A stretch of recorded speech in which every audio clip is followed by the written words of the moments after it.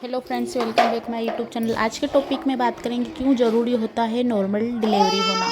आपने घर की सभी महिलाओं को कहते हुए सुना होगा कि नॉर्मल डिलीवरी सबसे अच्छी रहती है। नॉर्मल डिलीवरी बेस्ट है महिलाओं के लिए, क्योंकि इसमें महिला सबसे जल्दी रिकवर हो जाती है, उसको बहुत कम से कम परेशानियाँ होती हैं। वहीं अगर आपको पता चलता है अल्ट्रासाउंड के बाद कि आपको ऑपरेशन से डिलीवर बच्चा होगा या आपको ऑपरेशन होगा, तो आप काफ़ी टेंशन में आ जाती हैं। वहीं अगर आपको कहा जाता है कि नॉर्मल डिलीवरी होगी और बिल्कुल सही है सब, तो आप बहुत खुश होते हैं कि चलो हमारी डिलीवरी नॉर्मल होगी, क्योंकि नॉर्मल डिलीवरी में सबसे जल्दी महिला रिकवर होती है। अगर उसको टाँके भी आते हैं तो बहुत जल्दी अच्छे हो जाते हैं और इसमें ज़्यादा आराम करने की भी ज़रूरत नहीं रहती है। तो काफ़ी अच्छी है नॉर्मल डिलीवरी। लेकिन नॉर्मल डिलीवरी में कुछ ऐसे सिम्टम्स की आज हम यहाँ बात करेंगे कि अगर आपका 8 मंथ से ही आपको कुछ ऐसे सिम्टम्स महसूस होने लगे हैं और 9th मंथ में भी आपको महसूस हो रहे हैं, तो पक्का 100% आपकी नॉर्मल डिलीवरी ही होगी।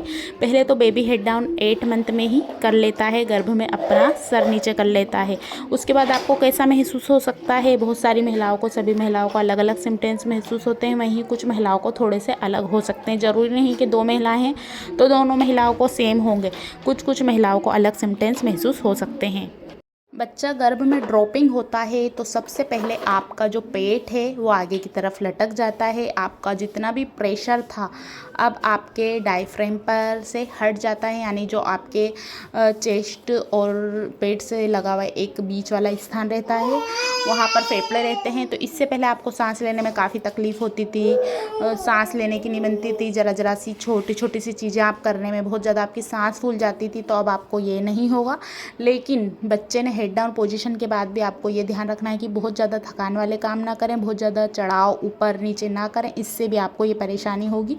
क्योंकि आपको आपका ध्यान रखना है, साथ में गर्भ में पल रहे बच्चे का भी ध्यान रखना है। इस समय अब आपकी पीठ में दर्द बहुत ज़्यादा बढ़ जाएगा, संकुचन होने लगेगा।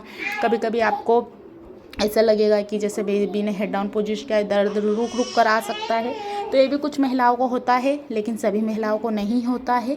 उनमें से कभी आपकी पहली प्रेगनेंसी है या दूसरी बार है, तो आपको दोनों या तीनों प्रेगनेंसी में कुछ अलग सिम्टम्स महसूस हो सकते हैं। ज़रूरी नहीं है कि आपको पहली प्रेगनेंसी हो चुकी है और आपको पता है कि ये सिम्टम्स होते हैं। हो सकता है सेकेंड बार कुछ अलग हो, क्योंकि हर बार एक्सपीरियंस और आपका अनुभव अलग अलग हो सकता है।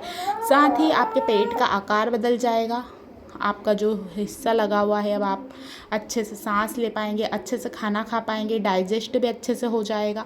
साथ ही कुछ महिलाओं को लूज मोशन की बहुत ज़्यादा फ्रीक्वेंसी बढ़ जाती है कि बार बार उनको लूज मोशन हो जाते हैं या बार बार उनको फ्रेश होने जाना पड़ता है, और हर बार वो अच्छे से फ्रेश भी होती हैं। और वहीं कुछ महिलाओं को नहीं आता है। इसके साथ ही बहुत ज़्यादा यूरिन के लिए, अगर आप ने देखा है बेबी हेड डाउन पोजीशन करता है तो जो ब्लैडर है उस पर सबसे ज़्यादा दबाव पड़ता है और धीरे धीरे जो आपका गिरवा है वो खुलने लगता है।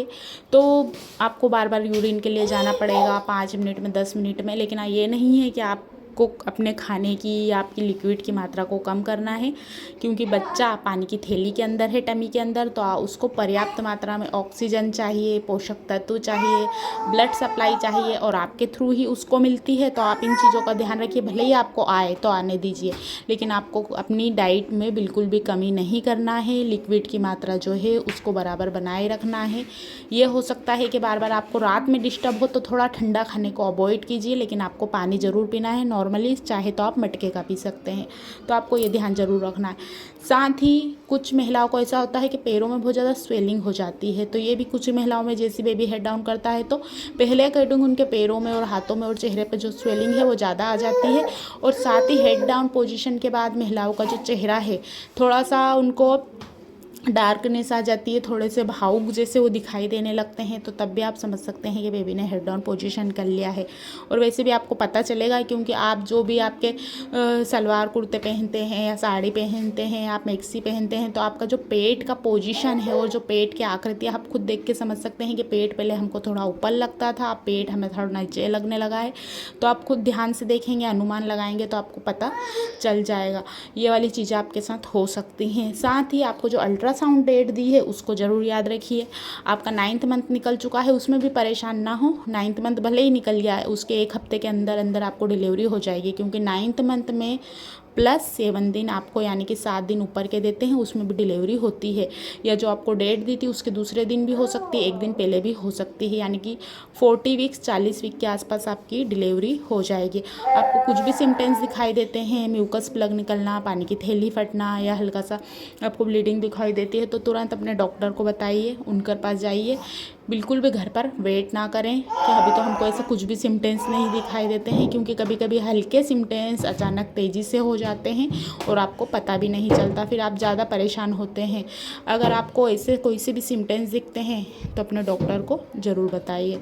अपने बच्चे का ध्यान रखिए, अपनी प्रेगनेंसी जर्नी को एंजॉय कीजिए। ऐसे कुछ सिम्टम्स अति होते हैं तो अपने घर पर बात करिए और जल्दी से जल्दी हॉस्पिटल जाइए, जैसे कभी चादर गीली हो गई।